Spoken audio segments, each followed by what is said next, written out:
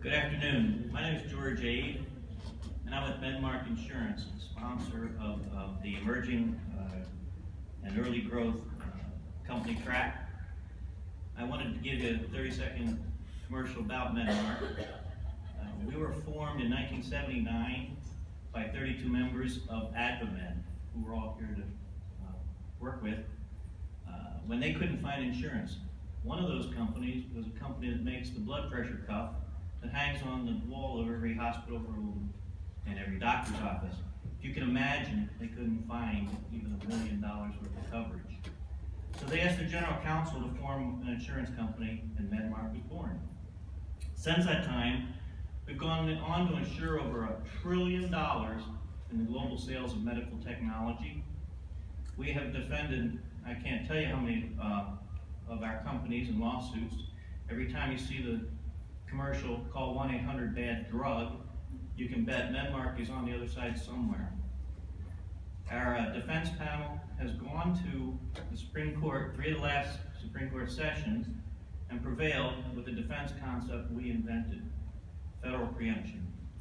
So we're proud to do what we do, and we're really proud of people like Intersection, the company that did all the work to bring this project here, because we couldn't do it if it wasn't for their hard work. The day spent pulling the experts together and guests that make these sessions vitally important to the companies in the startup and emerging growth field. At this point, I'd like to introduce our moderator, Gunnar Traumer of BCG Digital Ventures. Thank you.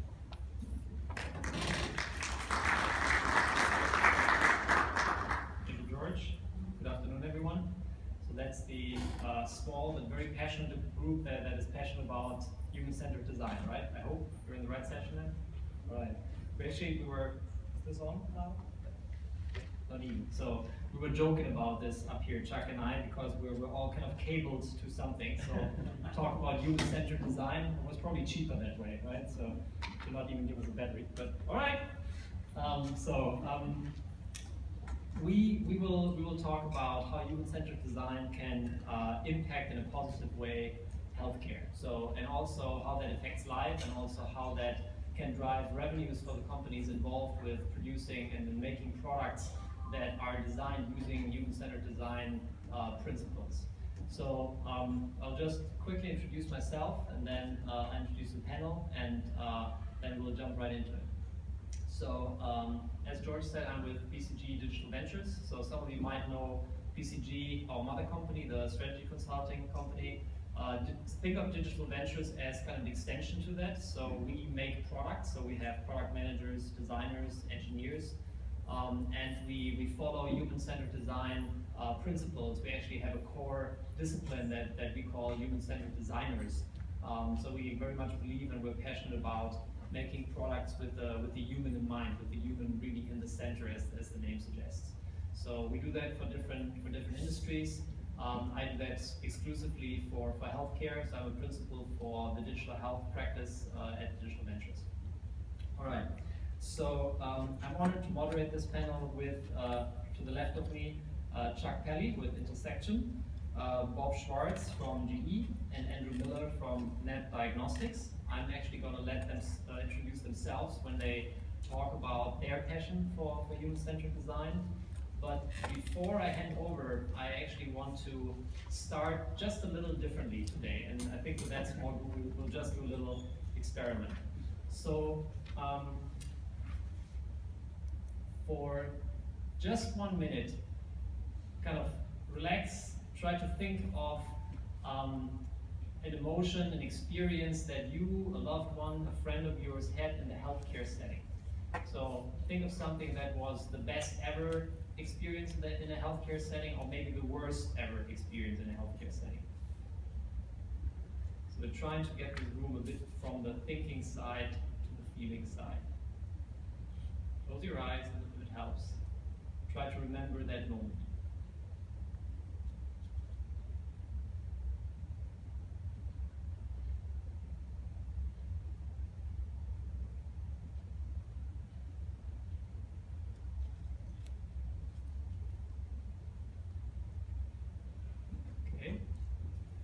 everyone has something in mind to think about. So what were your emotions in that moment? What were the emotions of the patient? Maybe you were the patient. What were the emotions of the clinicians in that moment?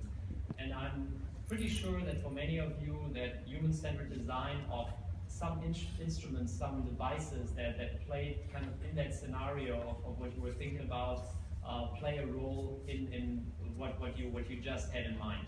So that's what we're going to talk about. We're going to talk about stories. We're going to talk about stories that impact humans. We're going to talk about stories that have an impact on people's lives. And what can we do to basically make products then that can have that impact in a positive way. So, and without further ado, I'm going to hand it over to Chuck, who's going to share his view about this. Thank you, Gunnar. Thank you very much. And thank you all for coming. And there's 4 buttons here. The green one takes you forward. It's a pleasure. For those of you who are historic, we had to put in an AdvaMed pump, which was born here in San Diego many, many years ago, and I'm sure someone in this audience knows the wonderful story of the AdvaMed infusion pump.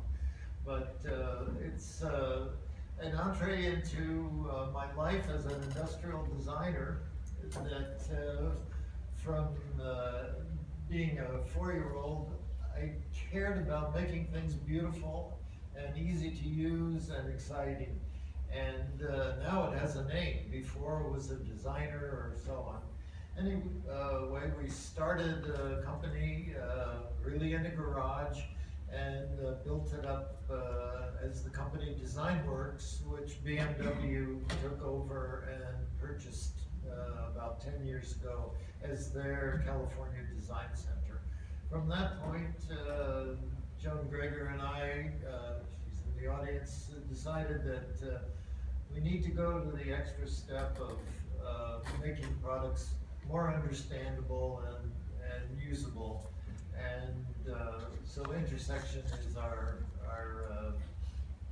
new name. It's really the intersection word is quite good because life is a bunch of intersections now, unfortunately very rapidly moving. But it's a development of new products, new services, and new humanized technologies. The object, of course, is to humanize the basic spirit and the comfort that we live in. And very happy to say that this whole study of making people more understandable and more comfortable with technology has a very high return on investment. And I must also say that the investment, the original to bring out this early study is nothing like maybe the rumors you heard. But you can tell it reduces cost, it has many, many benefits, and happy to say that it's been played up, and finally this month the Harvard Business Review has dedicated a whole issue to it. It's a great issue on this whole subject of human-centered design. The basis, of course, is just our senses. And as we become more and more involved in technology, and it can very easily surpass the basic idea of our 5 senses. So this whole return is returning to trying to understand our senses. Sound, yes, there's certain things about sound, but do we realize that the sound of a closing door, the sound of an alarm, the sound of a in operation, all convey a thought or an idea? Sight, yes, things are viewable and they need to be functional, but sight runs deeply, and the whole emotional tie can be attained by the shape, the radiuses, the colors. All are reflected in the purchase of a product. Touch, yes, touch, but it's one of the most underused senses. And what's nice is it's measurable. There are at least 6 different measurements that can be done, from touch to technology to tactile illusions, that give measurable results that good design and logical design can make very sellable, usable products. You put all these senses together into a mix, and you get a whole new set, which are values and brand identity and emotional value, trust, understanding. It's a building block from the other side of technology, that when the two meet, there's a wonderful product emerging. Luckily, and especially here in Southern California, the world of sensors is helping accelerate this. The sensors are finding ways to measure our emotions, and we're just beginning. And one typical example, I'm sure that the automotive people are using very, very carefully, easy, quick measurement of how people are feeling, and why not use measurements to make products better instead of just guessing. The world of this, maybe just to finally say that all this really matters, and so we picked a good product here from General Electric, who Bob here we worked with on, but it shows what can be done with the vision, the IT, and the UX of a product. It reads better, it works better, it's so simply done, and as you can see, unbelievable results. So I hope you enjoy this panel, and look forward to talking to you further. So with that, I think I'll pass it back. Pass it over to Bob. All right, Bob. Thank you, Jack. Thank you, Gunnar. And good afternoon, everybody. My name is Bob Schwartz. I'm General Manager of Global Design and User Experience at GE Healthcare, based in sunny Waukesha, Wisconsin. Just look for the palm trees in February, you'll find them. You gotta look hard. We actually have 6 studios in 5 countries in global design around the world, 2 in China, 1 in India, 1 in Japan, 1 in Europe and France, and as I mentioned, outside of Milwaukee, where the US headquarters for GE Healthcare is located. Some of you are nodding your heads, you're well familiar with it. And I've been there about 8 years.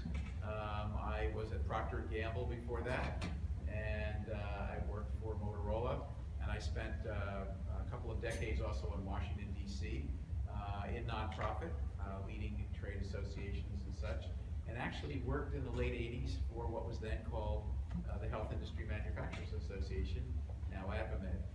So it's just like coming home a little bit away from me. So I just kind of move forward quickly to kind of put you in a further place, building on what Gunnar said and what Chuck also introduced. So Gunnar asked you to think about a time when you felt most supported or least supported in your own life or someone you loved. And we all have these stories. When I think about this, I think about my mother, who's now 87, who for a decade was the caregiver for my stepfather, who's now left us, who had Alzheimer's disease.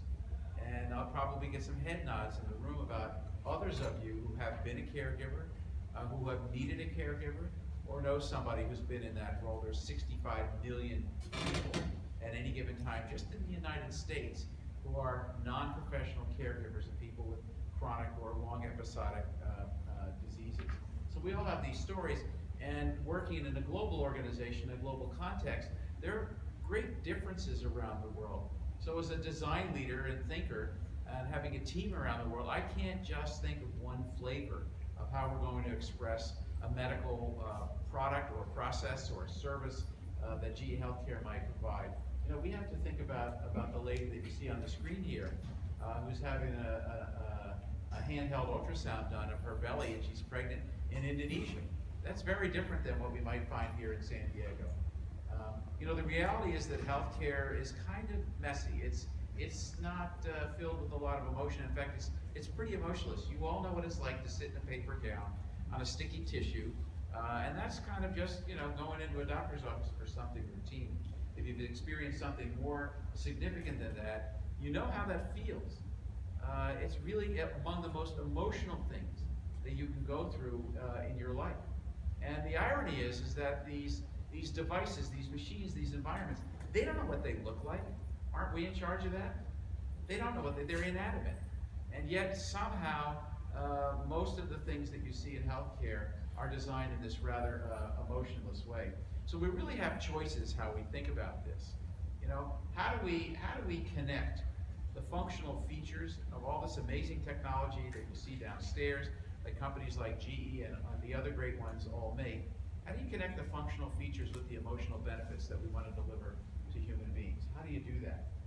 And how do you understand that a healthcare experience is a highly personal thing, and it's not just strictly clinical. It's legal, it's financial, it's spiritual, it's emotional. It affects your whole family. It can be highly social. There can be stigmas attached to it. And it's different all around the world. So it's not this sort of simple clinical experience that you and I have when we go to the doctor. It's the experience that the lady you see here has when she takes her baby to a clinic and waits all day long for someone to see her. So I also say to work in a large company like I do, you have to be willing, if you're an innovator, you have to be willing to get a bloody nose. You have to be willing to take some risks. You have to be, I'll say it with love in my heart, a little subversive.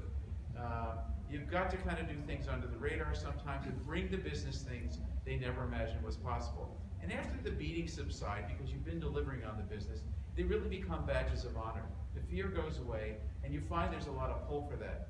I've heard a lot of times, Schwartz, what are you doing? And in the next breath, Schwartz, we want you to keep doing that.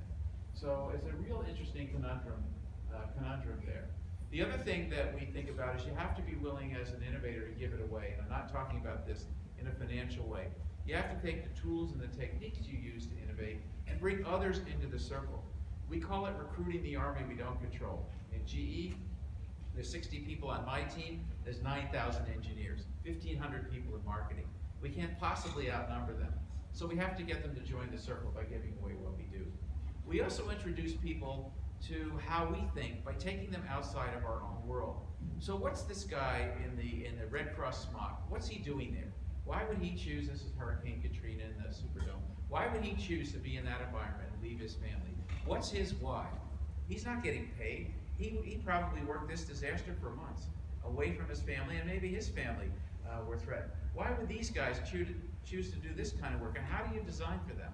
I mentioned that I worked for Motorola, and we did a lot of work with cops and firefighters. When you see a firefighter in a full bunker suit running into a fire, and that's not Photoshop there, folks, he can't see, he can't cogitate because he's under stress. He has difficulty communicating because the how do you design for that guy unless you can walk in the shoes you're making for him? Same thing here. This is a man at Harlem Hospital in New York who's having his stroke symptoms evaluated. What's he thinking? Is he thinking about his family?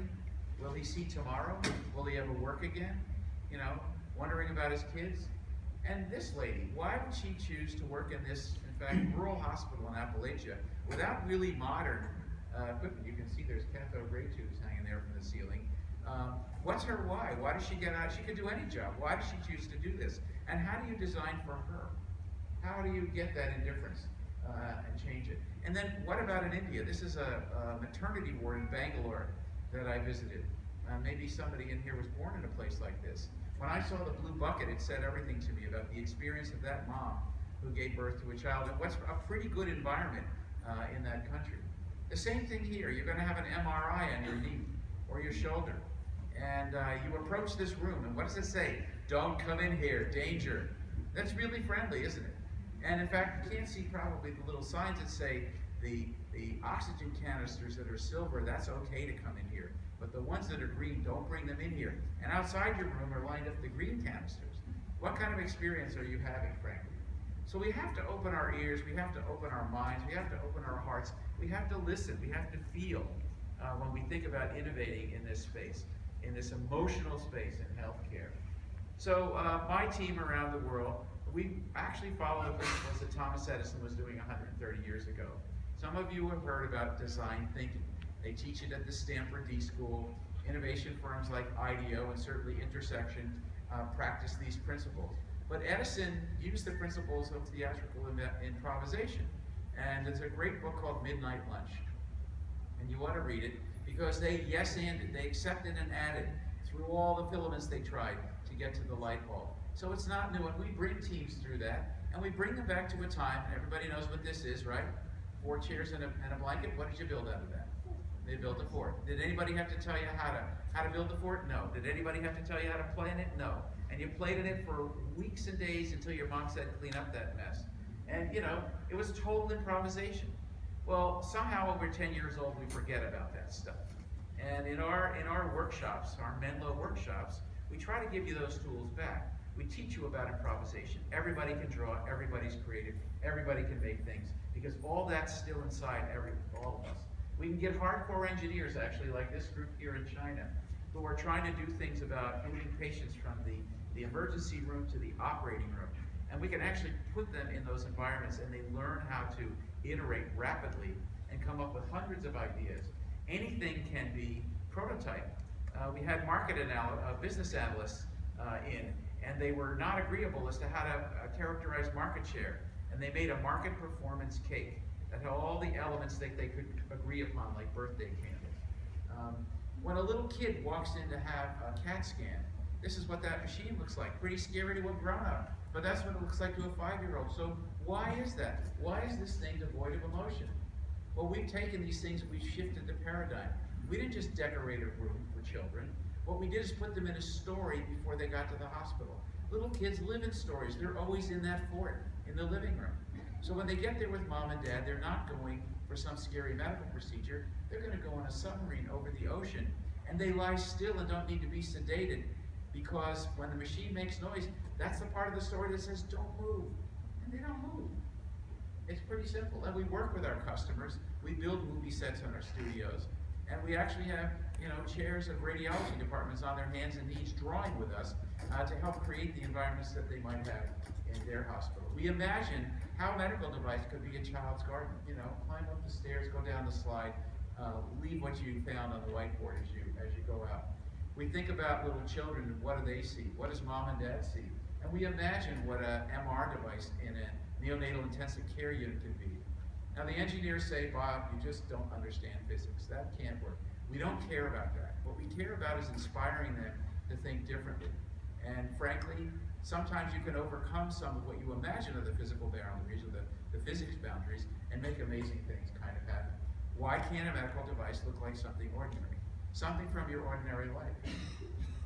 Why can't, when you're inside one of these tunnels, if you had an MR or a CT, you have something to do? We've decorated the inside of our CT device with patterns.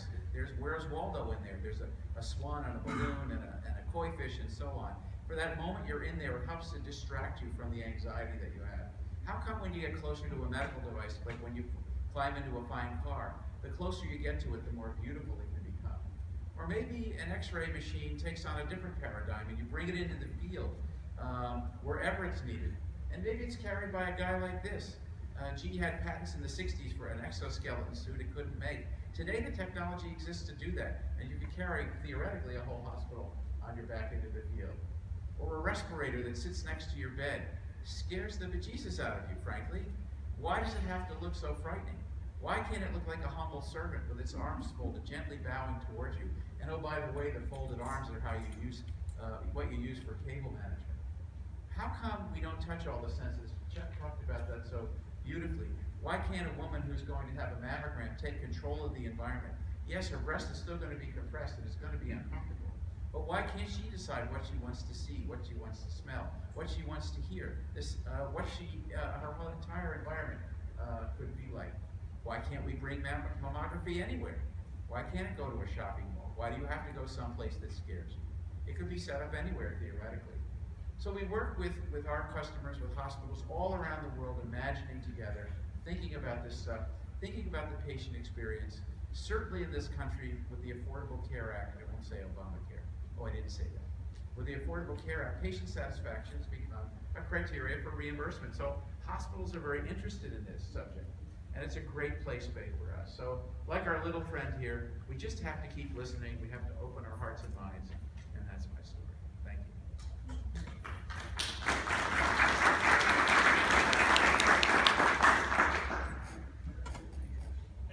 Thanks, guys. I'm going to change gears a little bit and tell you more about the development of actually a medical device product for point-of-care diagnostics that I developed in my previous company. Briefly, I am a scientist by training, a geneticist specifically. I'm also the founder and CEO of Nappa Diagnostics, which is a new startup company that was incorporated about a year ago, focused on developing a new point-of-care technology for diagnosis of infectious disease that can be done anywhere. Does not need to be done in a doctor's office. It can be done at many clinics, at CVS, Walgreens, any decentralized healthcare clinic. With the technology like that, there are also lots of opportunities in the developing world.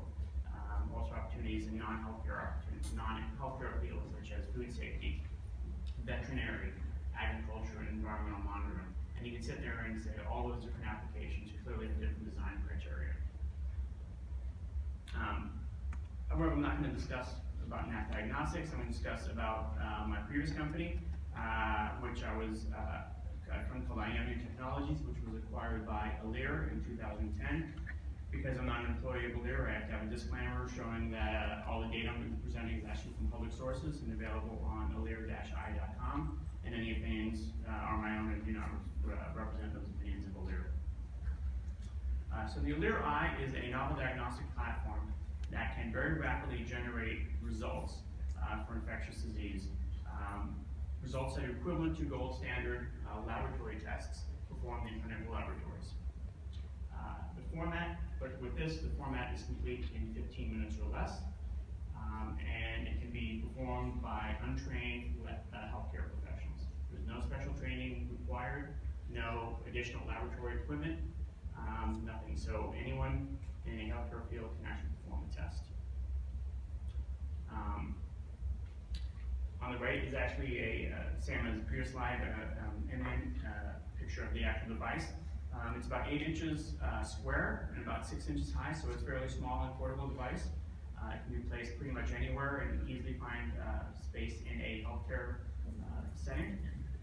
There are 3 small pieces of plastic that accompany it, prior to disposal, that contain all the reagents necessary for the assay to be performed. I'm not going to discuss the underlying biochemistry or the testing method. That's probably many more details than you want to hear at this point.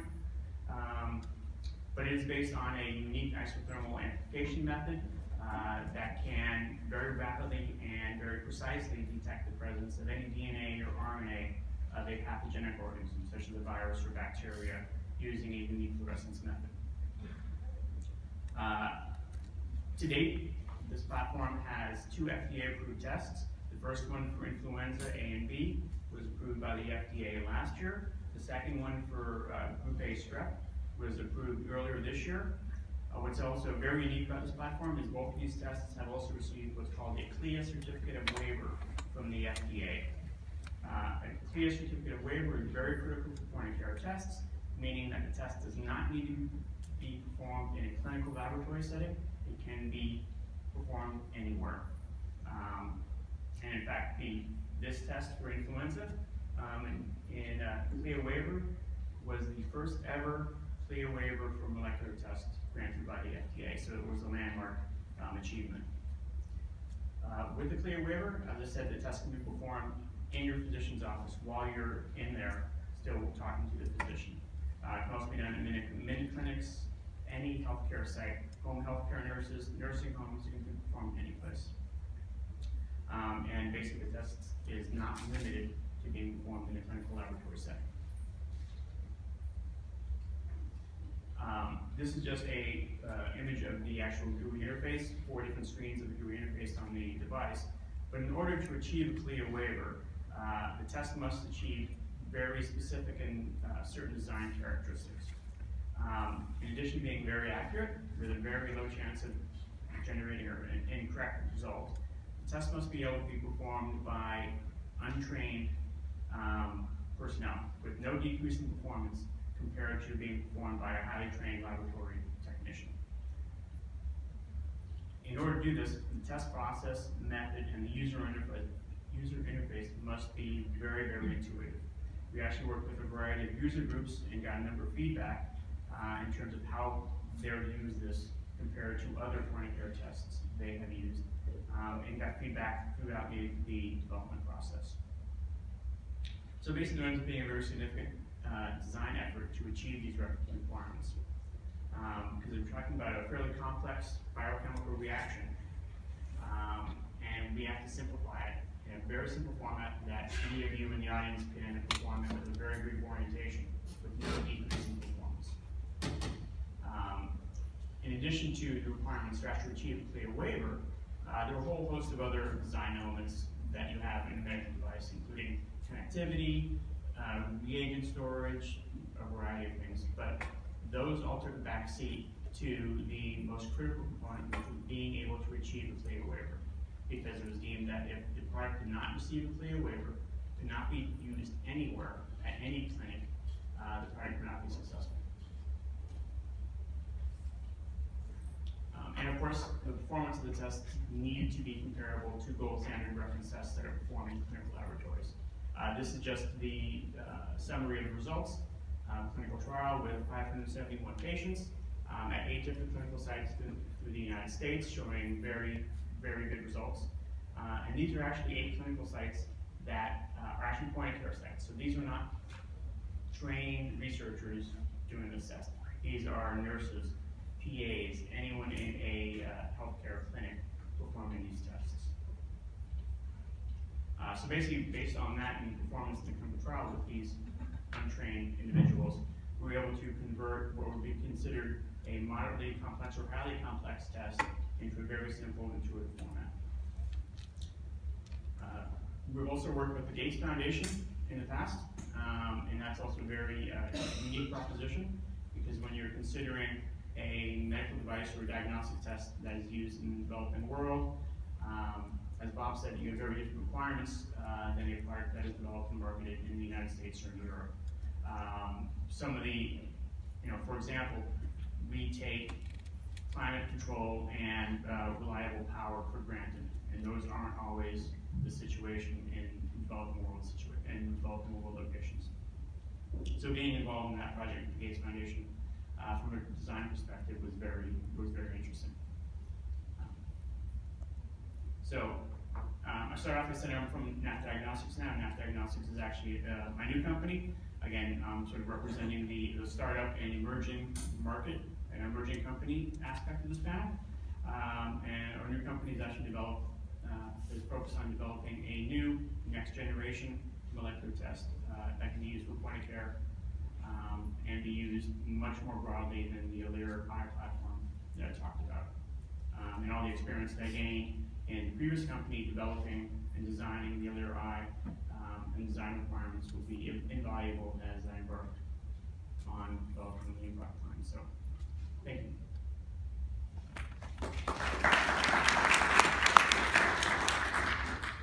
You still in viewing mode or active thinking mode? So thank you, Chuck, Bob, and Andrew, for kind of walking us through some of the stories as you explored basically what users feel and what they experience when they look at medical devices. So I'm actually going to go a little off script. I hope you don't mind too much. But who in this room has ever really performed ethnographic testing yourself, like really deep down ethnographic interviews? Not too many. Just 10% maybe. So I don't spend as much time as I would like to, but I can tell you that I continue to be amazed by what you find when you do those ethnographic interviews and really spend time with people to understand their emotions, their aspirations, their habits, their routines, etc., and really try to drill into what do they really do and why do they do that, right? And then you can peel the onion layer by layer.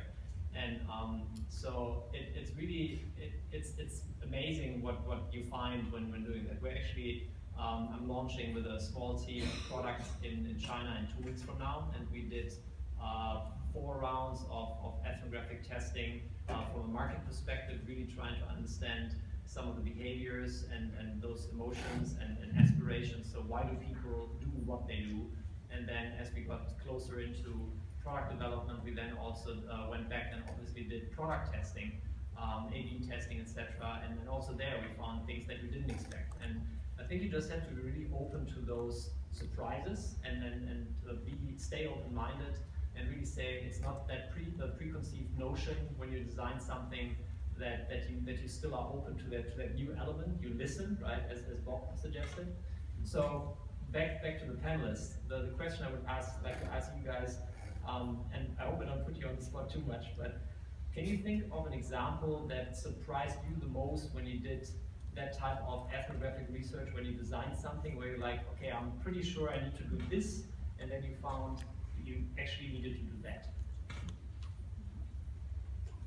Whoa. I mean, first my mind goes racing back historically about all the stupid mistakes that we made on designing medical equipment. See, that's good too.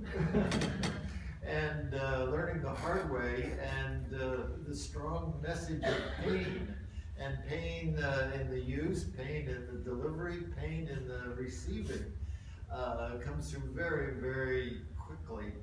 As I listen to the dialogue here, it must sound a little like science fiction to some people, to see the future being so soft and gentle and understanding. But the hard reality to get there takes people that understand finance and financing this kind of approach to get this kind of thinking. And I think as an example, there are many that we all live with that we'd rather probably not show in public. But the fact is that by returning to basics and the basics understanding, we can achieve some mega accelerated improvements. Did I divert the question enough there? I think you did. Well, maybe you can share an example that you can think of where you expected something different from what you ultimately ended up doing. Oh yeah, that's a favorite play space for us, and I guess the technical way you might say is it's the zone of supposed paradox. So it's this thing about say versus do. People will tell you what they think they want, and sometimes they'll tell you what you think you want to hear. Focus groups are famous for that. Or when you ask them about the future, they can only tell you what they want in the past because they don't know the future as you might be able to see it. So I showed some images of cops and firefighters. Just try to sit around a focus group table with a bunch of cops, male or female, or both, and ask them to talk about color. They won't do it. You can't get them to do it. But if you follow them around and you look at the choices they've made in their lives, not only in the gear that they use, but if you look in their closet and see how they dress, what color car they choose, what kind of tools do they like, do they like the Milwaukee red or the Makita teal? You can connive a color palette out of them without them having to describe what it is. If you ask a trauma team who's moving, and I showed a Chinese example of how do you move a group of patient from the emergency department to the operating room, maybe up 8 floors on an elevator, they can recite with their eyes closed from muscle memory exactly how they follow that protocol, chapter and verse. But if you watch what they do, you see how they struggle, and I've seen this over and over again. You see how they struggle fumbling with wires and cables and hoses and patient transfer, and then they're waiting for the elevator to come. And they're burning up minutes when they can't get that patient conveniently up to the operating room. Or in the case of the guy with the stroke in Harlem Hospital, I watched a stroke drill there, and they really knew what they were doing to this poor resident who was a volunteer. But the fundamental is that they couldn't find anything in the room. One thing is missing, and the clock's ticking towards, I can't give this poor guy TPA anymore. So it's really, really interesting to look for what people say, and then to watch what they do, and the conflict that always comes, that the intersection, that space between the conflict and what you see, that's really the white space where opportunities to innovate is always high. And when I learned that the hard way, way back when I was working in the Red Cross, and we were trying to do things for people who had experienced a disaster of some kind and delivered disaster services. And you'd ask them, what do you want, what do you need? But they couldn't really articulate that. But when you put a warm liquid in their hand, and you saw how they physically reacted because that basic human thing of somebody's giving me something to eat suddenly lessens their anxiety. But they couldn't articulate it. You just got to watch that zone of supposed paradox. It's a good story. You evaded it as much as I did. It's our job.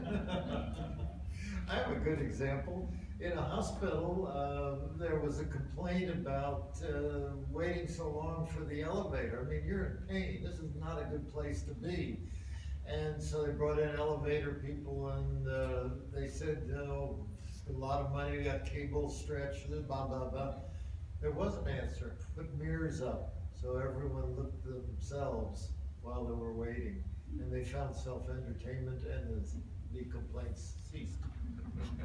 Okay, Bob, your turn. Jeez. Well, I think also from a scientific perspective and from a small company perspective, when we're trying to develop a product, we don't have large cross-functional teams that can provide input from lots of different sources and lots of different experiences.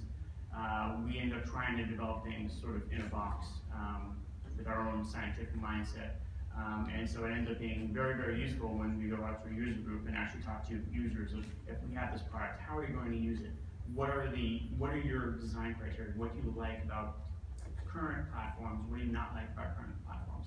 And you end up getting a lot of very useful feedback, returned to us that tell us, oh, wait, as a scientist, we're thinking about a scientific problem, whereas we need to think of more basically a human problem of how a human uses this diagnostic test rather than how a scientist uses that diagnostic test. So I will give you though a story since you've thrown the gauntlet down. All right, let's see. Finally. Finally. I will give you a story of something that we thought was going to go one way, but it went the other way. Like a joke works. You know, the comedian takes you along, and the punchline usually goes in the opposite direction of what you're thinking and causes you to laugh. Well, this wasn't funny. So I showed you a picture of a CAT scanner. And at the time that was designed, the designer who created it, his name is Doug Dietz, D-I-E-T-Z. You'll find his TED Talk on YouTube. It will make you cry. Well, Doug was very proud of himself because he worked for a year and a half to create the design for this very elegant, soft-looking CT, thinking that would really be a beautiful thing to do. But it was, it was pale in color. It had no emotion. And he went to a hospital, the first one where it was installed. And as he arrives on the floor, he sees a family leaving, and their heads are down, and the child is crying, and mom and dad are along with him, and he realized that all that really matters was the car ride home. How did they feel? And he thought about how he had failed. He failed because he didn't consider, he considered himself and his expression as a designer, but not the expression of that little kid there and his parents who had to go through something traumatic. It wasn't even about what might be wrong. It's how do I get my little kid through this? And that inspired Doug and others of us to think about the Pediatric Adventure Series, which is what we saw. And that's how that was born, out of a really unhappy circumstance of we thought we'd made this brilliant design that was going to win awards, but it just didn't do anything for humans. Yeah. There you go. So a lot of there's a question. We will just go straight to Q&A. It's It's not a question, but it's an example again of what you're talking about. I founded a company. We're working on a therapy for cancer, and it got approved for the most common adult leukemia, which people only have a 20% chance of surviving. And our therapy was one where they had to give themselves a shot, and of course we're totally focused on it working. That's what we're about, scientists. And in fact got approved, it didn't work. But one of the side effects was almost an immediate feeling of warm sensation over your body and a flush. So we warned the patients that was going to happen. We didn't do any patient testing or checking on things. After we had this in the field quite a while, a nurse came to us and said, the patients like that. And we said, really? They like the flush and the warm sensation? said, absolutely. They can tell the drugs in them, it's working, and they're participating in healing themselves. The emotional response to that sensation was very positive. To this day, we don't know how much that emotional participation and response had to do with the outcome of the drug. We all know that the therapy probably worked, but a good attitude and a good emotional response is pretty important too. We should have built that in very early in our process and not only done the science and the engineering, but started to check out the patient's response. Was there anything in there we could, and we found out positive, thank God, because of a nurse, that there was something there to add to the therapy. Great example. Thank you for sharing that. Yeah, so I think we heard from you, but also from the panelists, a number of really kind of deep insights into how do you actually learn those things, right? How can you plan for that? So I'll try to paraphrase a little bit what Bob said. So sometimes you show them what they know, but they can't tell you what they don't know, right? And also the fact that if you ask someone to talk about something, that doesn't mean that this is really what they mean. So good example that we typically use at Digital Ventures is if you want to study a tiger, you don't go to the zoo, right? So you have to actually go to the natural habitat. So we typically, for example, perform those types of interviews in people's homes. So we don't take them out of their environment. We try to really understand how they interact in their environment, right? And that sometimes gives you a totally different appreciation of how they live and how they work, or how they interact with other humans, how they interact with equipment, right? So that those pieces of how do you learn about what people actually do is critical. And so I've been on the medical device side before I joined Digital Ventures. So I worked for Siemens, for Draeger, was with a startup here in San Diego building patient monitors, wireless patient monitors, so Terra Wireless is the name.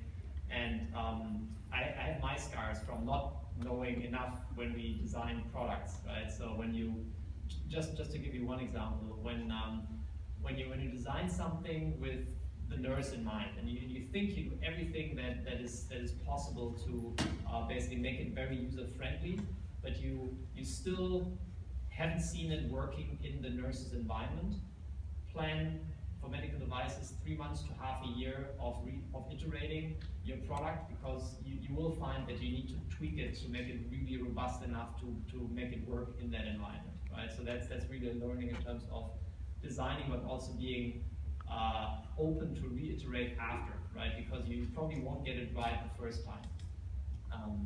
So talking about good design, bad design. So I would again like to challenge our panelists here a little bit and give us some examples of their work, or actually it might be work of other people, so you don't have to pick yours. But what would you say is an example of really good human-centered design for a medical device? So, and it can be yours, it can be somebody else's.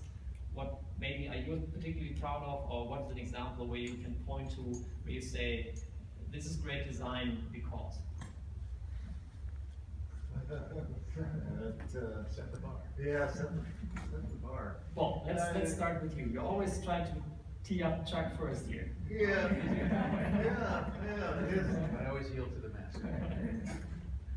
And I will say that you know, Chuck has been my career-long mentor and role model, so I always will yield to you. I'm glad you said that, because when you get to a certain age, you can exaggerate and change because nobody knows what you're really going on.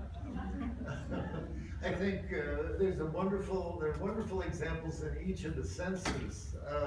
Do you know that if you drive a Mercedes, you can pay $250 and get your own private scent for your car? Who thought of that until you compare what the cosmetics industry makes in gross profit to your medical industry? You could have, I think, 27 medical industries before what the cosmetics.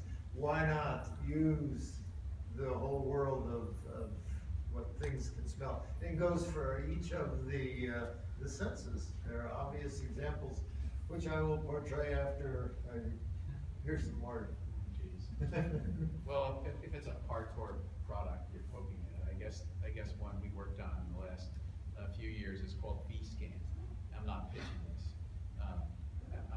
it's a handheld ultrasound device, and you saw a little picture of it when the mom was being scanned there in Indonesia.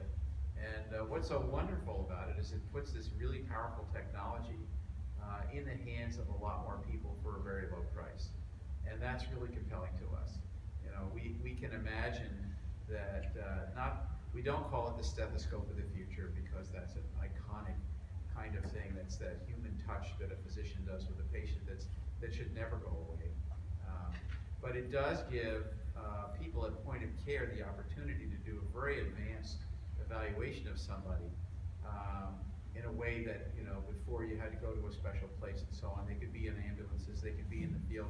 Veterinarians love them because of the fact that, one, you can have ultrasound in a storefront veterinary practice, but if, you know, you're an equine veterinarian, you can go out in the field and you can get pretty sophisticated images out of this, and there'll be succeeding generations, obviously, as the technology gets even better, but it's about the size of a smartphone, and you can tell if somebody's carotid is in need of attention. So we were very proud of imagining that in design years ago, before the technology was there, and getting the business to engage in the notion that how could we make this thing that small, and how could we get the IP around it? How could we make the probes to do that and run 8 hours on a battery, etc. It was a real great partnership between design and engineering.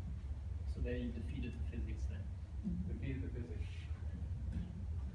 And I would say there are basically anything that has been moving from what would be an invasive test or semi-invasive test to a less invasive test.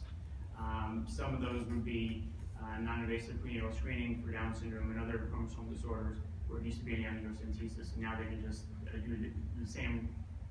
get the same results by just taking a maternal blood sample.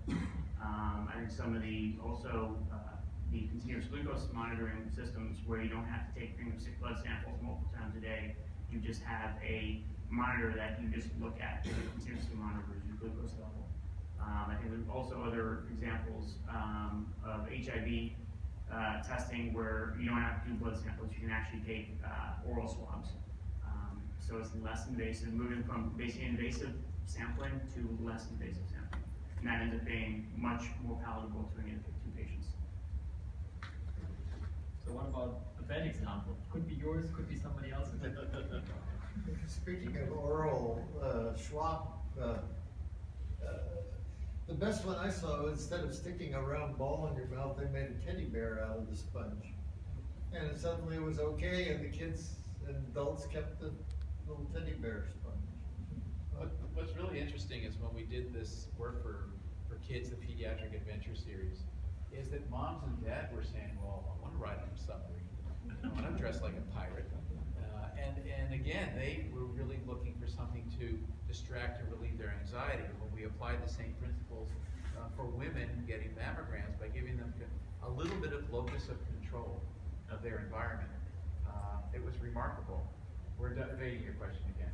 We're just going to. I'm getting used to it. That's fine. There was a study done in Australia, and I can't quite cite it, but just like when you press a narcotic button at your bedside, you tend to use less narcotics because you have that control. If a woman is allowed to compress her own breast, she'll actually compress it more than she wants the technologist to do, because it's that anticipation.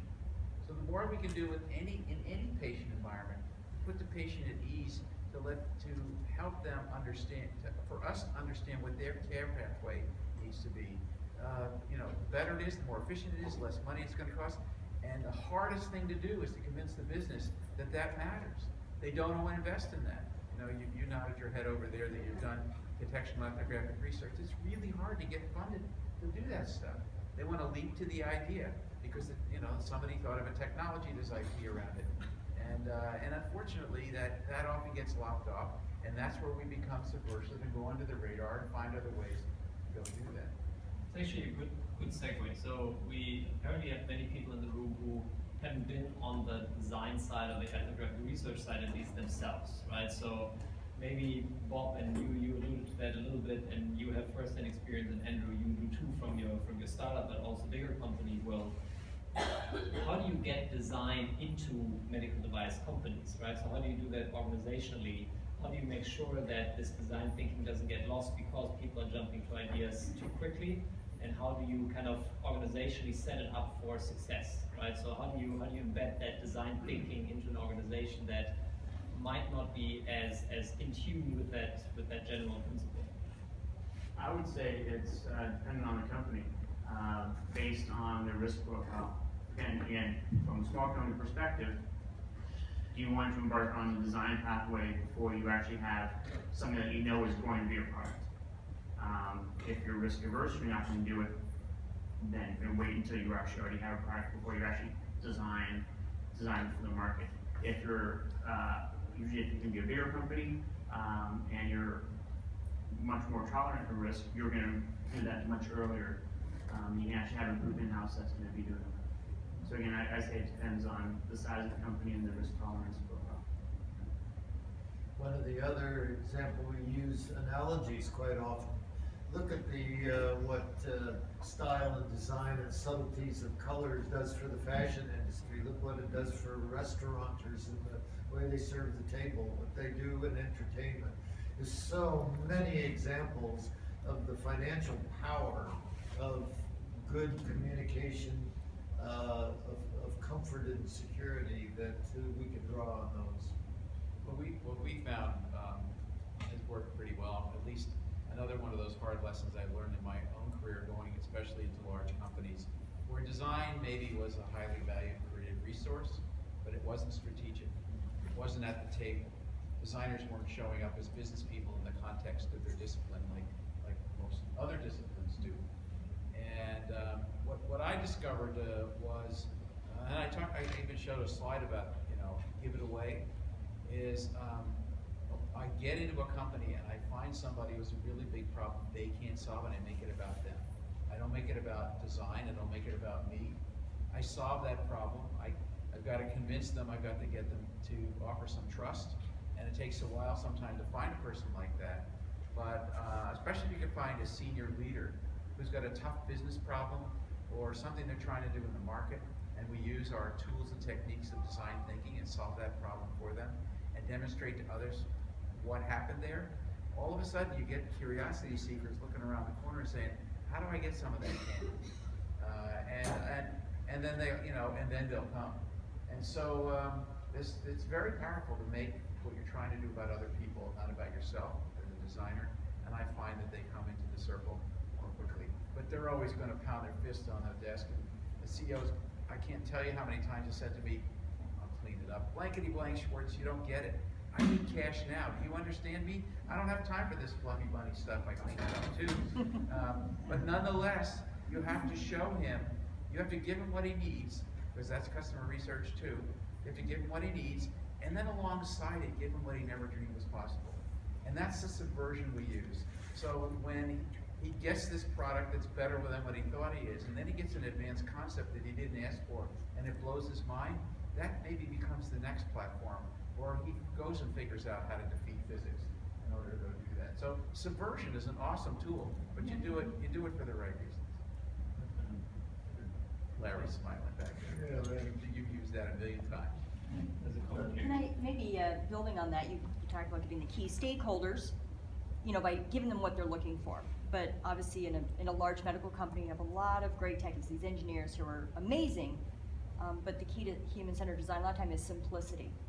And in a big company, you have a lot of engineers who want to have every bell and whistle possible and they're convinced that's it. Can you think of a specific time where you either convinced or maybe failed to convince that technical group about the importance of simplicity, and when did you learn from that to get them to start buying into that simplicity? When you figure it out, would you please let me know? Just being terrifically honest, the technology leaps ahead before the user need, and there is this compulsion to want to put it's the blinking 12 on the VCR you never used to be able to set back in the day. With every imaginable feature you couldn't use. It's the same sort of thing. I think the thing that we try to do though is, and actually this is a very simple thing you hear us talk about at Procter & Gamble. You're going to go buy a bottle of shampoo, and P&G knows that they have less than 2 seconds to as you're strolling down the aisle, unless you're a habitual user of a particular brand of Pantene or Charmin or whatever it is, that you're gonna pick that product. But if you're open to something else and there's a habit change opportunity there, the priority of communication that's on that bottle of shampoo is what sells it. So the first moment of truth when you approach the machine, the bottle of shampoo, is you've got to be able to see it quickly and understand what is it telling you. What's the story it's telling? Is it 50% more? Is it softer, more lustrous, shinier hair? You know, what is it? And I think it's the same thing with the medical device.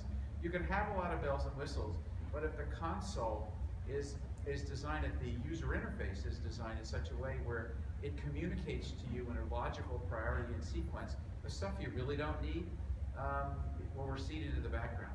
Or if as a clinician you have the opportunity to organize ahead of time this, what you want to have happen and when you want to have happen, because I'm controlling the architecture, like you could do on your smartphone to a certain degree, and that's getting much better.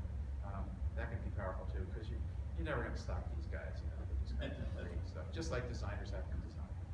We're just as bad.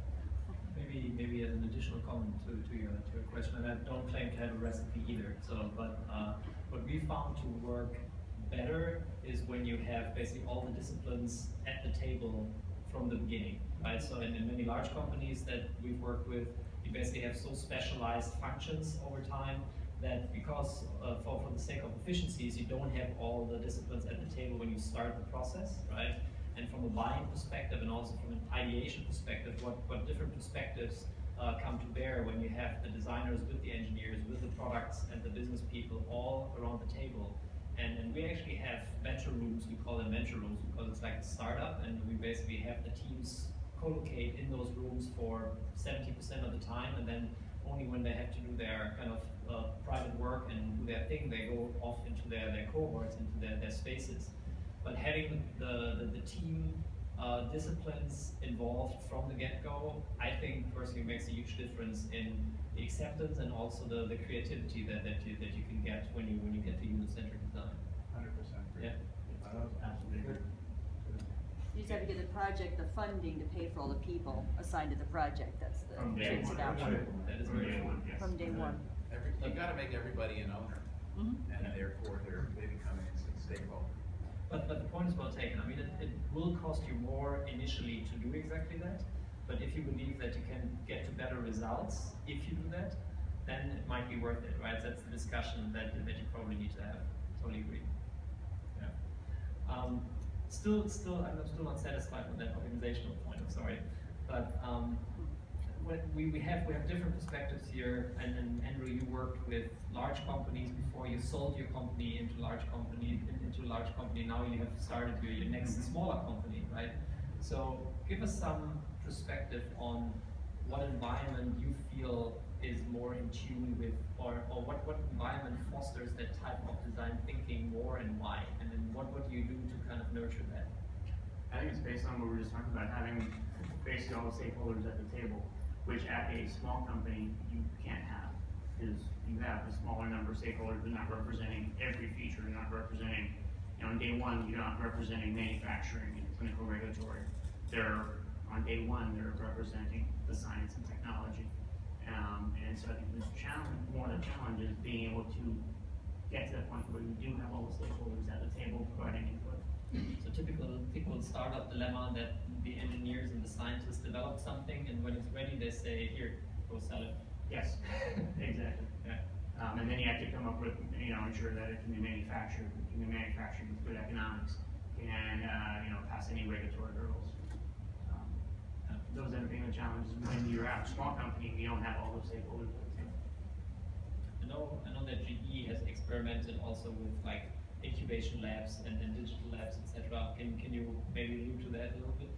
So actually, the thing that's going on in the company now is based largely on Eric Ries's book, Lean Startup. Obviously GE doesn't have the culture of a startup. It has 350,000 people, there's 53,000 just in healthcare. My team works with 20 or more engineering centers all around the globe, all over, continuously around the clock. And I'm on the calls at 6 o'clock in the morning and 10 o'clock at night sometimes. It's all good.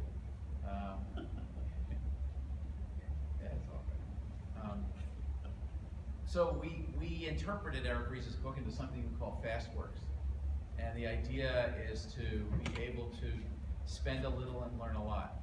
So even though it's a very, very large company, when you make a FastWorks proposal, you're looking for the minimally viable product that you can propose, and you're going very quickly. You're prototyping at a very low cost. You're validating with customers and users on a continuous basis. And instead of thinking that you failed because you got the theory or the proposition wrong, you pivot. And that's a form of improvisation. It's yes-anding. Well, this didn't work, let's try that. As opposed to doing what they often do in big companies is they you get a finger in your face, you're told you failed, and move on to the next guy. And maybe you do that a couple times and you're gone. This is a different way to think about it. And it's really hard to shift the culture that way. But when you follow the money, and that's a source of funding, and they're only going to give you a little bit of funding, suddenly it's a powerful tool to use to get the measure and reward systems adjusted so people start to work that way. That's an example of something GE's doing right now. Yeah. And maybe again another comment from my perspective, when you think about how healthcare and then the medical device industry has historically operated, being a regulated industry, and trust me, I understand what that means. So it's definitely not easy to get through all the approvals, but human-centered design means more than an FDA approved product that has passed the human factors test, right? So it's definitely a different layer. I think I'll just make the pitch that there's a lot to learn from the consumer industry in how we should and could design products for the healthcare space and the medtech space, right? And there's not always a reason to design kind of in a waterfall fashion where you kind of define something, you go build it, and then you see whether it sticks, but that you try to really be a bit more minimalistic in your approach and build something small, do that a little quicker, see whether that works, but then you still have time to basically get to the next iteration, and I think that's what you were alluding to as well. Chuck, you spent most of your career, you're passionate designing cars, and if there ever was something that's sold based on user experience to a lot of people on that product lust thing, it's an intangible, you had to do that. And we often take teams to look at other worlds other than healthcare for their inspiration, or at least to be open and take their healthcare design filters off, so that let's go look at some other industry. And I wonder, from the standpoint of your experience when you design cars, what are some analogs do you think? The way you think about designing a car, that's the way we can think about designing a medical device. How's that for a question? Oh, that's perfect. In the design process, the world has changed because of rapid prototyping and ability to make things very quickly and get three-dimensional, real touchy-feely things. So in the design world now, this mixed discipline is accelerating like mad. All the car studios have gone to Silicon Valley and left the styling world. No, we need real input. We need real input from people. So the front end, which is what your group, all our groups are doing, to think it out and to get understanding, and then accelerate the end and bringing it to market and getting the approvals. One that just happened 2 weeks ago, Ford built 3 cars. One was, they were studying consumer competence in a new vehicle. One had lots of gauges and lots of controls. The middle one was pretty much like today, and the third one had 3 lights. And they gave the search to a cross section, which was the best car. Which would you pick?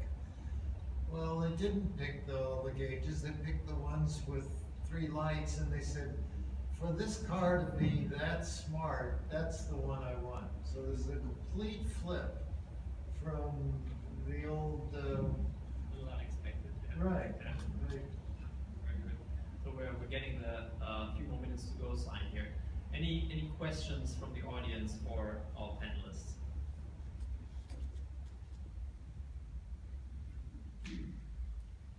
Everyone's exhausted or waiting for the beer, or okay.